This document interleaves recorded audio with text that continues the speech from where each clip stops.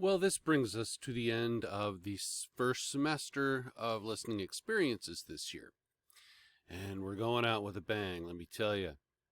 Henry Purcell, one of the best known English composers. The opera of his that we're looking at today is called King Arthur, and it was first performed in 1691. So it gives you kind of an idea of the time frame. Henry Purcell was very well known during his own lifetime. He died young. He got tuberculosis, which is kind of sad, but he was only 36 when he died. You know, the brightest flames go out first, right? Same with Mozart. He was the same age when he passed away. The King Arthur opera, there's the music that Purcell wrote, the libretto or the lyrics, was written by an English poet named John Dryden. And he's the one that came up with, helped come up with the storyline. I mean, it's the story of King Arthur, but Purcell did not only write opera. He also wrote a number of other things. He had a lot of instrumental music that was just, they called it incidental music, music for plays. He did a lot of those as well. So most of his adult life, he not only was a composer, but he had a day job. He was an organist, and he played at Westminster Abbey. You know, that little church they have in the middle of London. Yeah, he's buried there, actually. So when a composer becomes famous, and then they die, many years later, somebody goes back and does all the research and figures out when they wrote which piece. And that's like somebody's life work. In Henry Purcell's case, when you see his pieces listed, they're listed as a Z number. A man named Franklin Zimmerman took it upon himself to do basically his entire life's work on the music of Henry Purcell. So when we look at the Z numbers, then you can figure out what order they were written in. According to the Z numbers, Purcell wrote a total of 7 operas, although only one was a complete opera, and that was Dido and Aeneas. The rest were what we call semi-operas, or they're sometimes acted out on the stage, sometimes just acted out on a concert stage and not actually performed. He did write some music for organ, but not a lot.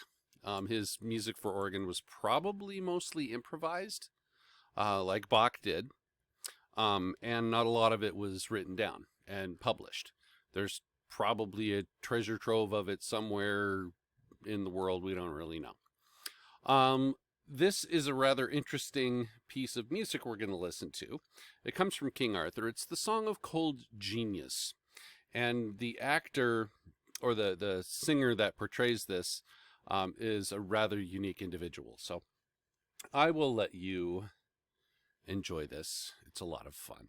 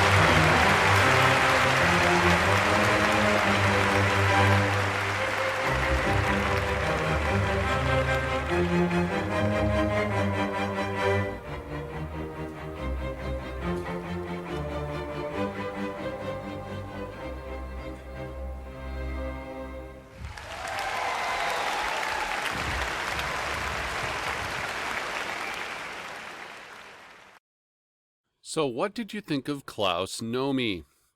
Interesting guy. Yeah, he's kind of a famous pop star in Europe. But that was sung in English.